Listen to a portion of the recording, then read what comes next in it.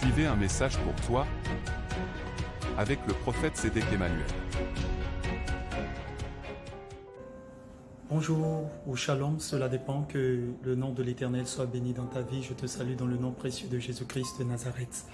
J'espère pour toi que ta semaine dernière a été couronnée de grâce, de faveur, de succès et de bénédiction, parce que en vérité c'est cela ton partage dans le nom de Jésus. Je veux t'encourager par ces paroles ou le thème que le Tout-Puissant m'a donné encore pour toi ce matin. En vérité, j'aimerais te parler justement de l'assurance tout risque. Je vais tout doucement pour que tu comprennes. Assurance tout risque. Eh bien, l'assurance tout risque, par définition, c'est l'assurance qui prend en charge, c'est l'assurance complète en fait. Donc, de façon très simple, que tu aies raison ou que tu aies tort lors d'un incident, alors tu es totalement indemnisé et dédommagé, pris en charge par ton assureur. La bonne nouvelle dans cette affaire, c'est en fait que ce ne sont pas toutes les assurances en vérité qui proposent très souvent l'assurance tout risque. Et d'ailleurs, elle est très coûteuse. Elle est très coûteuse, cela va dépendre des compagnies, bref, ça dépend de la firme, de la société, ainsi de suite. Mais le message que je voudrais te passer, le Saint-Esprit me met à cœur de te dire, au courant de cette semaine qui va débuter, peu importe le défi auquel tu vas faire face, je vais parler d'un voyage, je vais parler de la proposition d'un nouveau contrat, je vais parler d'une menace venant de la part des adversaires, je vais parler d'un conflit, je vais parler de l'insomnie, je vais parler de toutes ces choses, toutes ces paparasses qui embellissent en fait la vie de l'homme. Le Saint-Esprit me charge de te dire de prendre le Seigneur Jésus-Christ comme étant ton assurance tout risque. En vérité, c'est en Jésus-Christ que nous avons tout. Eh bien, ce n'est pas à tort que lorsque les gens viennent à l'église, ils viennent avec l'espoir, je veux dire, de gagner un mari, l'espoir de retrouver la santé, l'espoir d'être riche, l'espoir d'être béni, l'espoir d'être prospère. Eh bien, ce n'est pas faux. Ce n'est pas faux. Très souvent, cela a été très mal compris. Eh bien, c'est tout simplement parce que les hommes ont tenté de mettre justement les biens et matériels, financiers, professionnels, intellectuels, sentimentaux, spirituels, bref, tout ce qui est relatif à la terre en première position. Mais Jésus-Christ, vous allez vous rendre compte, dans son évangile et dans son message qu'il a porté sur la terre, il n'a pas exclu l'aisance de la vie.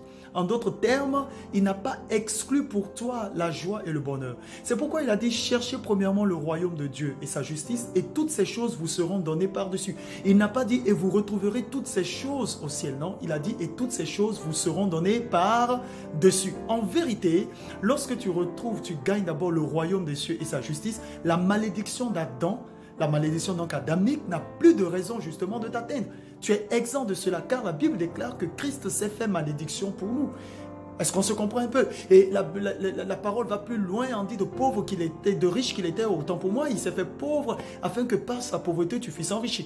En vérité, lorsque tu donnes ta vie à Jésus, d'ailleurs, pas seulement donner sa vie à Jésus, parce que souvent certains pensent que c'est un langage abusif que de dire je donne ma vie à Jésus parce que Christ a donné sa vie pour nous. Eh bien, laisse-moi te dire que c'est faux et c'est ironique.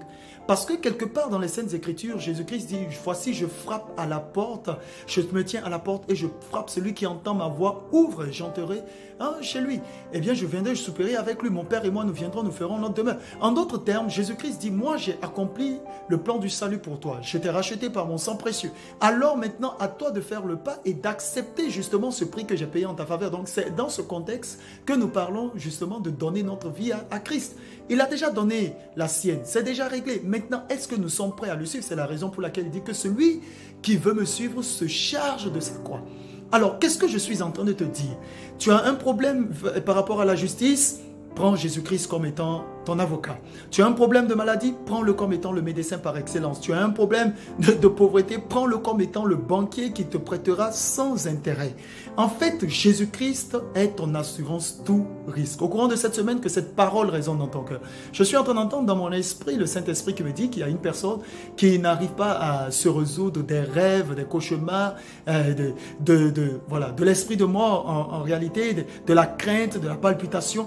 Le Saint-Esprit me charge de te dire d'appeler Jésus-Christ qui est l'assurance tout risque pour te donner la vie éternelle. La vie non seulement dans le monde à venir, mais la vie encore ici-bas sur terre. Donc si tu as peur, si tu es craintif, si tu penses que quelque chose de mal va t'arriver, aujourd'hui je t'invite à appeler justement cet assureur par excellence qui prend en charge tout.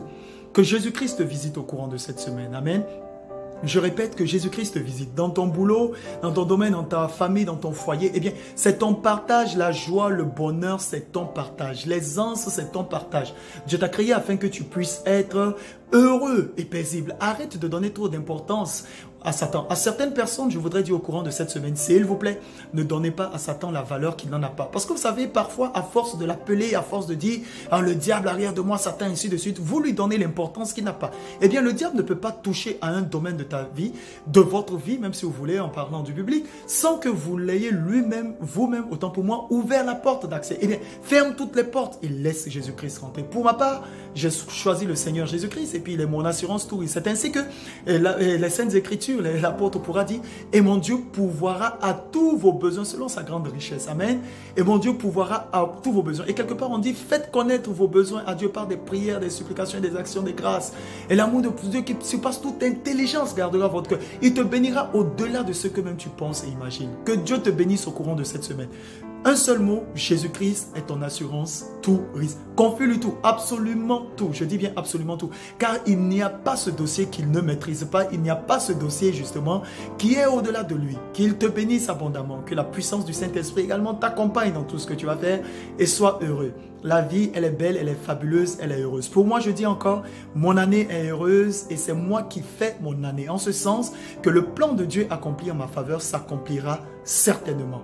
Et en conclusion, comme la parole prophétique nous a été donnée, je suis une lumière et je brille. Brille aussi dans ton domaine, brille dans ton secteur. Demain, infiniment béni. Je suis très heureux de t'avoir parlé et je serai très heureux de te retrouver la prochaine fois. Que la grâce de Dieu abonde sur ta vie. Au nom précieux de Jésus-Christ de Nazareth. Amen et amen. L'assurance tout riche, c'est mon partage, c'est ton héritage, c'est mon héritage, c'est notre héritage à tous. Que Dieu te garde. Sois en paix. Au nom précieux de Jésus. Amen et amen. C'était un message pour toi avec le prophète Sédek Emmanuel.